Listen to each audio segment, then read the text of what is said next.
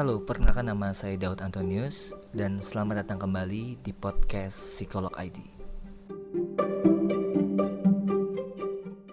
Seperti yang sudah saya singgung pada episode sebelumnya, di episode kali ini kita secara khusus akan membahas profil dari Ted Bundy.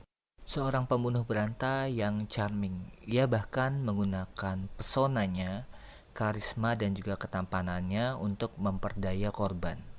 Ia didakwa melakukan berbagai tindak kejahatan, mulai dari penculikan, penyerangan, pelecehan seksual, penganiayaan, pembunuhan, mutilasi dan juga narkofilia atau berhubungan seksual dengan mayat korbannya sendiri. Korbannya mencapai 36 orang wanita yang terdata di 7 negara bagian. Dan ini pembunuhannya dilakukan dalam kurun waktu 4 tahun, yaitu dari tahun 1974 sampai dengan 1978. Korban yang sebenarnya jumlahnya sebenarnya tidak diketahui. Banyak yang berasumsi bahwa ada lebih dari 100 orang yang menjadi korbannya.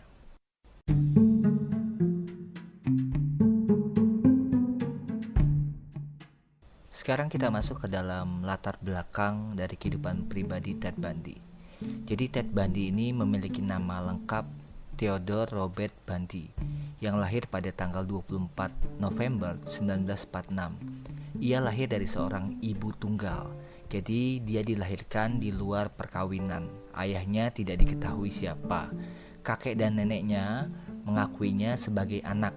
Dan ibu aslinya Ted Bundy ini diperkenalkan atau diakui sebagai kakaknya. Baru kemudian ia mengetahui fakta ini ketika ia menemukan akte kelahirannya dan nama ayahnya di sana ditulis tidak diketahui. Ibunya baru memberitahu Ted tentang statusnya ketika Ted Bundy sudah memiliki ayah tiri atau ibunya sudah menikah lagi. Inilah saat pertama di mana Ted Bundy mulai mengalami kejatuhan mental atau mental breakdown. Di sini ia mengetahui bahwa ia dibesarkan melalui sebuah kebohongan. Ia mulai menjadi anak yang pendiam dan mengisolasi dirinya dari lingkungan luar, bahkan kurang berinteraksi dengan saudaranya sendiri. Ini adalah awal mula di mana ia mulai memiliki beberapa kebiasaan buruk yang nantinya akan saya bahas di akhir. Dalam satu wawancara dengan beberapa kerabat dari Ted Bundy, sebenarnya diungkap bahwa ia mulai tertarik dengan senjata tajam dan juga pisau ketika berusia balita. Bahkan bibinya pernah memergoki dan melihat Ted ini mengelilingi bibinya dengan pisau, ya jadi senjata tajam. Kemudian Ted yang saat itu berumur 3 tahun itu tersenyum melihat pisau-pisau itu. Satu hal juga yang menarik dari Ted Bundy adalah ia memiliki latar belakang pendidikan psikologi. Bahkan ia adalah salah satu lulusan terbaik dari Fakultas Psikologi Universitas Washington. Dan kemudian ia juga melanjutkan pendidikannya di jurusan hukum, ya salah satu universitas, tapi dia tidak menyelesaikan pendidikan keduanya. Ted Bundy pernah bekerja menjadi seorang relawan hotline bunuh diri. Dan ia cukup populer dengan pekerjaannya karena kemampuannya dalam berbicara itu sangat baik. Ia juga pernah menjadi juru bicara partai dan mendapatkan surat rekomendasi dari gubernur berdasarkan prestasinya dalam bidang pekerjaan.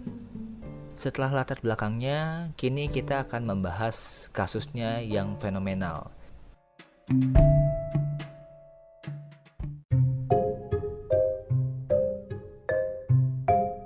Yang pertama adalah walaupun Ted Bundy ini seorang serial killer, pembunuh berantai yang sudah membunuh banyak wanita, ia anehnya memiliki banyak penggemar yang juga wanita.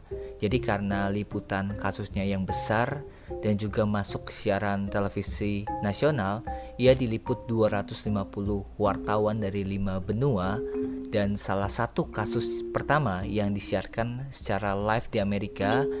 Jadi banyak yang menyaksikan, kemudian banyak yang menganggap Ted Bundy ini seperti artis, layaknya artis ya.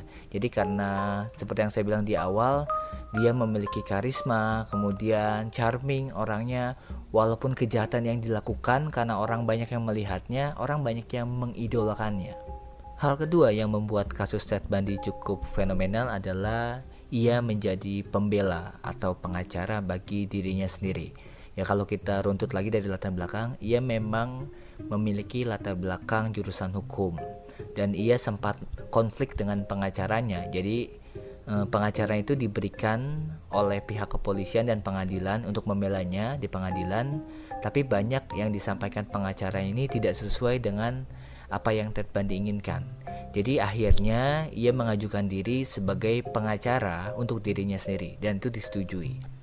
Ia juga menikah ketika ia sedang menjalani sidang, memiliki anak, kemudian bercerai ketika ia sedang ada di dalam penjara. Persidangan Ted Bundy juga dilakukan dengan penuh drama. Jadi selain disiarkan secara nasional, ada juga peristiwa di mana ia melarikan diri sampai 2 kali. Ya, jadi yang pertama ketika sedang break sidang, ia minta izin untuk ke perpustakaan. Jadi saat itu karena ia mewakili dirinya sendiri menjadi pengacara, jadi ia tidak diborgol. Kemudian ia menelpon di perpustakaan dan ketika ia mengawasinya lengah, Ted Bundy terjun atau lompat ya dari lantai atas perpustakaan kemudian ke bawah dan melarikan diri ke pegunungan. Dan kemudian ia memang ditemukan kembali ya setelah kabur itu dengan kondisi kelaparan, lemah dan kakinya yang terluka. Tapi momen ia melarikan diri pertama ini juga sudah direncanakan. Jadi dia sudah mempersiapkan skripnya bagaimana ia kabur, lalu ia juga sudah latihan melompat dari ketinggian. Jadi sangat terencana. Kemudian setelah ditangkap dan dipenjara kembali, ia pun menyusun kembali rencananya untuk melarikan diri dari penjara. Jadi ia melihat celah bahwa di atas selnya itu bisa digergaji. Jadi dia membuat lubang ya untuk kabur. Kemudian ia mengumpulkan uang dari dalam sel tersebut. Jadi dia bekerja di sel lalu mengumpulkan uang untuk perbekalan dan ia sengaja menurunkan berat badannya agar muat ke dalam lubang yang ia buat untuk melarikan diri itu. Berdasarkan keterangan yang dikumpulkan oleh pihak kepolisian dan juga penyelidikan di pengadilan, terungkap bahwa Ted Bundy ini terobsesi dengan cinta pertamanya ketika kuliah. Jadi ada seorang wanita bernama Stephanie Brooks yang ia cintai, kemudian mereka menjalin hubungan. Tapi di tengah-tengah ketika mereka menjalin hubungan, Stephanie ini memutuskan Ted begitu saja karena status sosial dan juga tingkat kemampuan finansialnya yang kurang baik katanya. Dan korbannya ketika diruntut ini memiliki kemiripan dengan Stephanie tadi. Jadi dari profil korbannya, kemudian bentuk rambutnya, usianya, profesi itu mirip dengan obsesi cintanya Ted Bundy ini. Bahkan ia mengungkap bahwa ia mengkoleksi kepala korban ya, jadi sebagai trofi.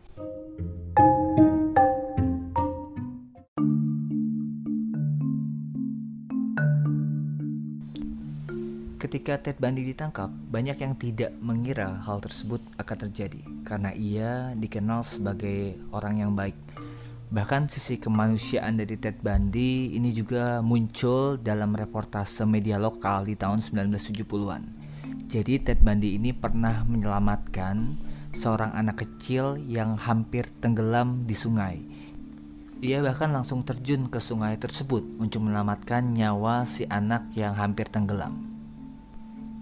Ketika sedang ada di tahanan, Ted Bundy juga pernah membantu polisi mengungkap kasus dari pembunuh berantai lainnya.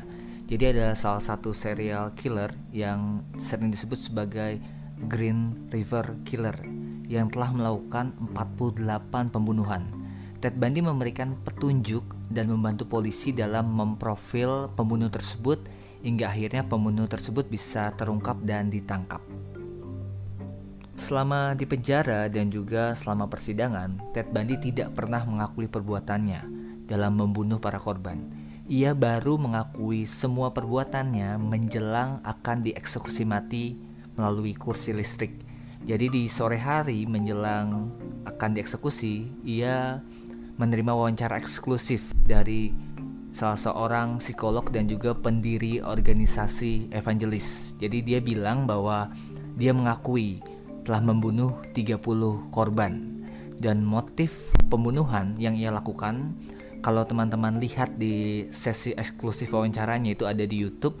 Dan ini yang saya bilang di awal bahwa mulai dari kebiasaan buruknya, ia ternyata kecanduan pornografi sejak kecil.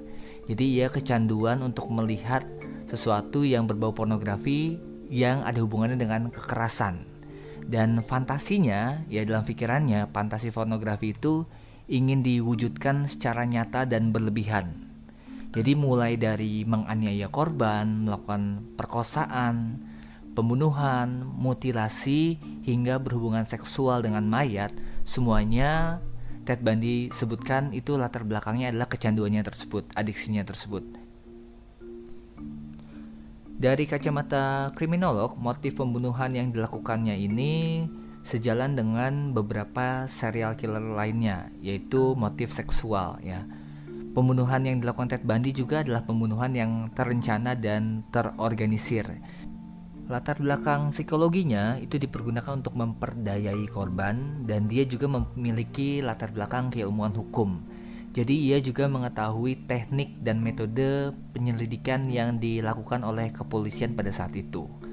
Dan ia membunuh korban dengan cara memukulkan benda tumpul yang ada di sekitarnya di kepala korban atau mencekik korbannya sampai lemas dan juga meninggal. Sidik jari Ted Bundy tidak pernah ditemukan di korban, jadi dia sangat terencana ya dalam melakukannya. Hanya ada rambut yang akhirnya ditemukan di kendaraan, jadi dia menggunakan mobil VW dalam melakukan beberapa aksi pembunuhannya. Dan dalam persidangan, salah satu bukti yang paling kuat adalah bekas gigitan. Jadi dia menggigit salah satu korbannya dan itu ada bekas gigitannya. Dan kemudian dari gigi Ted Bundy ya itu dibuat salah satu rancangan gigi yang serupa, dan ketika dicocokkan itu sama persis dengan gigi asli dari Ted Bundy. Dan itu jadi salah satu bukti yang sangat memberatkan dia ketika ada di persidangan.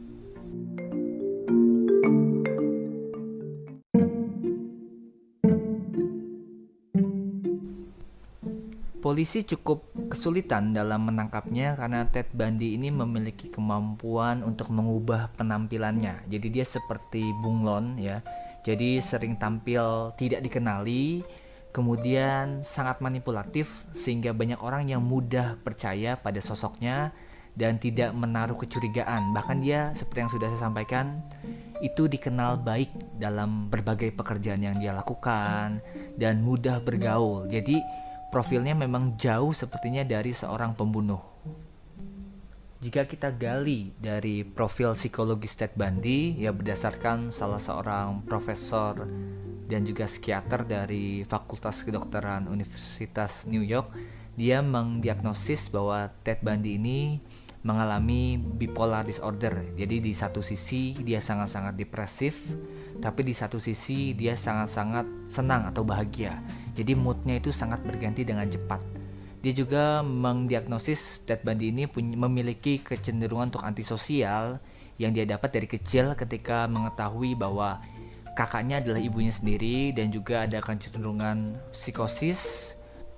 Ia juga didiagnosis sebagai seorang sosiopat dari kemampuannya memanipulasi orang lain, dan juga psikopat karena dia memiliki empati yang sangat minim dan tega melakukan beberapa tindakan keji kepada para korbannya. Ada kemungkinan juga multiple personality disorder. Jadi berdasarkan kesaksian dari para orang terdekat dan keluarganya, Ted Bundy ini sering memunculkan kepribadian yang berbeda ya dalam beberapa waktu. Jadi dia seperti jadi orang lain.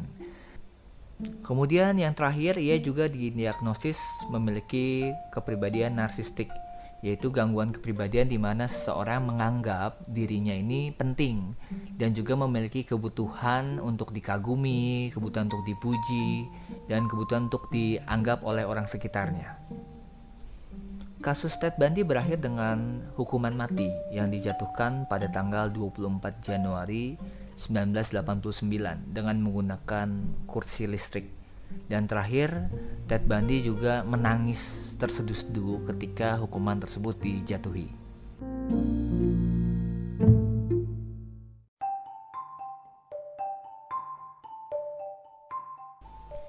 Kisah dari Ted Bundy juga sudah beberapa kali diangkat menjadi film. Ya, jadi setidaknya sudah ada 6 film yang mengisahkan tentang bagaimana Ted Bundy ini hidup, bagaimana kasusnya, dan juga bagaimana akhirnya. Yang pertama ada film yang judulnya Bundy di tahun 2002.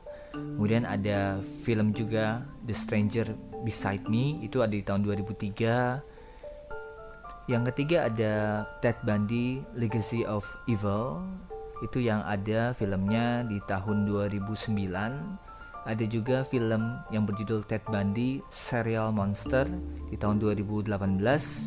Dan yang cukup fenomenal itu dua film terakhirnya, ada dokumenter ya yang ditayangkan oleh Netflix, yaitu Conversation with a Killer, jadi Ted Bundy movie di tahun 2019. Dan yang terakhir ada juga film Extremely Wicked, Shockingly Evil and Vile di tahun 2019. Itu yang paling baru ya, yang teman-teman nanti bisa cari filmnya dan bisa tonton jika memang tertarik. Oke, demikian untuk profil Ted Bundy kali ini. Dalam Criminal Minds yang selanjutnya saya akan membahas profil psikologis dari film Joker. Jadi apa saja gangguan psikologisnya, kemudian lebih ke menganalisa perilaku-perilaku yang muncul dan juga kepedulian atau awareness kita terhadap kesehatan mental orang yang ada di sekitar kita. Oke, untuk podcast kali ini cukup sekian dan sampai ketemu lagi di podcast berikutnya.